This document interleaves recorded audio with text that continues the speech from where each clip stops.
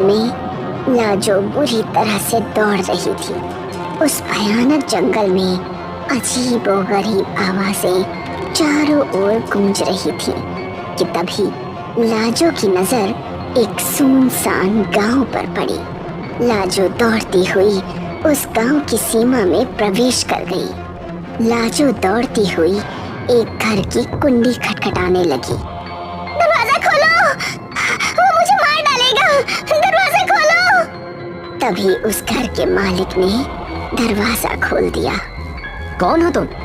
मेरा नाम लाजो है।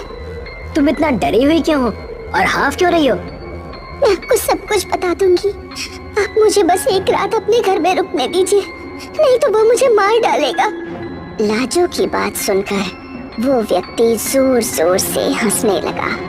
उसकी भयानक हंसी सन्नाटे को चीर गई। अगले ही पल उस व्यक्ति की शक्ल बेहद भयानक हो गई। लाजो हड़बड़ाकर अपने बिस्तर से उठकर बैठ गई। उसका शरीर पसीने से भीगा हुआ था। फिर वही सपना, आखिर ये सपना पिछले कुछ महीनों से मुझे बार बार क्यों आ रहा है? क्या रहस्य है इस सपने का? तभी उस कमरे का दरवाजा किसी ने लात मारकर खोल दिया। दरवाजा लाजो के पिताजी ने खोला था। ये मैं क्या सुन रहा हूँ लाजवंती? तुम्हारी माँ मुझे बता रही थी कि तुम कुलजीत से प्रेम करती हो।